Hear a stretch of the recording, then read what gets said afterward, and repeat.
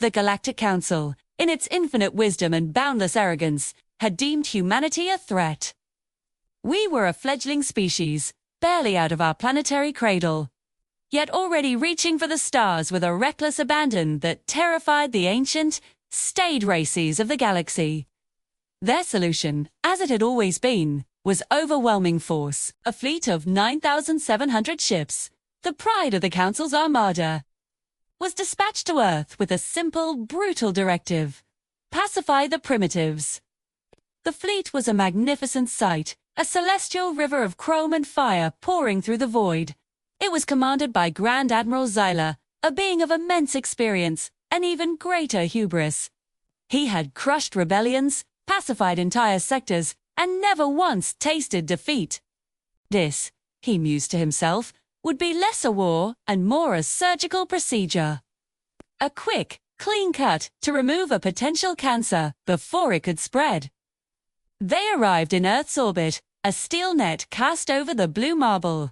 Xyla, confident and composed, broadcast the Council's ultimatum across all frequencies: surrender unconditionally, or face complete and utter annihilation. He gave humanity one of their own planetary rotations to comply. It was a courtesy, a final, performative act of mercy before the inevitable cleansing would begin. The humans, however, did not respond with pleas or apologies. They didn't beg for their lives or attempt to negotiate.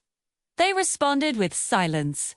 A chilling, unnerving silence that stretched for hours. The blue and white world below spun on, oblivious. Or so it seemed. Xyla grew impatient. This defiance was unexpected, an irritation. She ordered a single low-power warning shot to be fired at one of Earth's uninhabited polar regions. Just a demonstration of their power, a little taste of the fire they could rain down upon the planet's cities. The beam of energy, a brilliant lance of pure light, erupted from the flagship's main cannon. It streaked toward the planet, a promise of the destruction to come. But it never reached its target. It was not by a shield, not by a counterweapon, but by something far more baffling. A swarm of things. Tiny, insignificant-looking objects, no bigger than a person's fist, that moved with an impossible, synchronized grace. They appeared from nowhere, a cloud of metallic dust that solidified into a cohesive form. They absorbed the energy of the warning shot, their surfaces shimmering for a brief moment before returning to a dull, matte gray. The energy was simply gone. Xyla was stunned into silence on his command bridge. His science officers were babbling, their professional calm shattered, their reports a cascade of disbelief and confusion. The objects were alive. Or, at least, they were behaving as if they were. They were self-replicating, consuming stray solar radiation and micrometeoroids to create more of themselves at an exponential rate. And they were spreading, forming a delicate, impossibly intricate web around the entire planet. A filigree cage of unknown purpose. Then came humanity's real response. It wasn't a message of surrender or a declaration of war. It was a broadcast, a single, powerful signal that washed over the Council's entire fleet. It wasn't a weapon, not in any conventional sense. It wasn't an energy pulse or a disabling frequency. It was a song.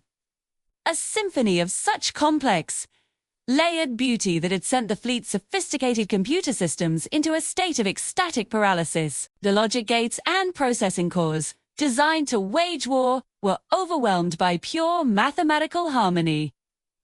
The music was a virus, a mimetic agent of unadulterated joy that bypassed all firewalls and security protocols.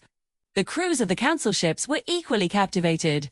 Beings bred for war, trained for millennia in the arts of destruction, found their minds lost in the celestial melody. Regression melted away, replaced by wonder.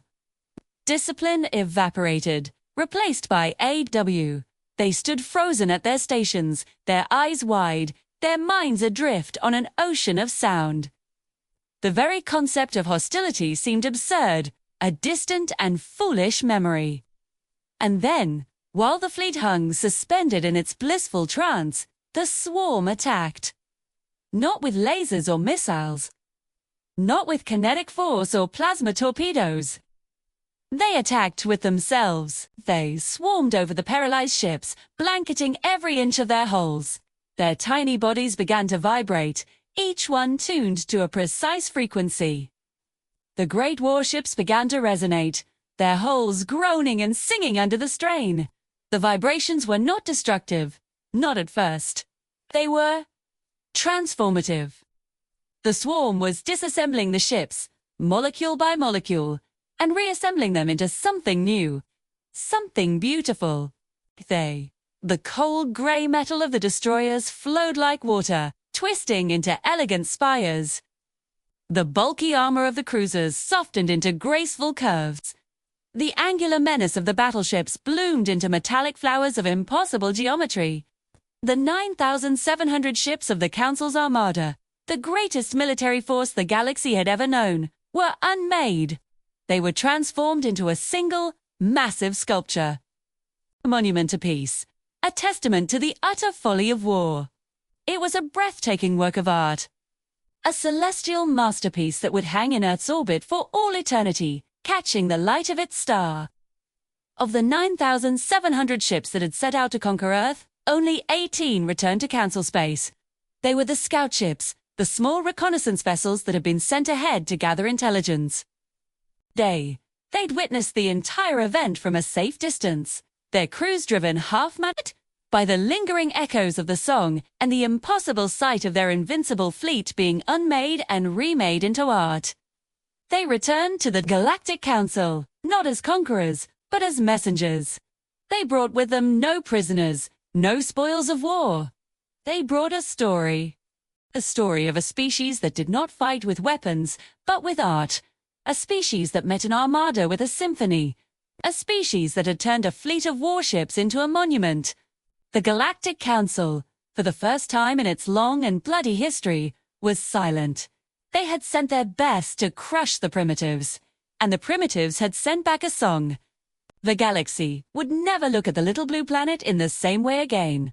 It was no longer a threat to be pacified, but a mystery to be revered. Thanks so much for watching.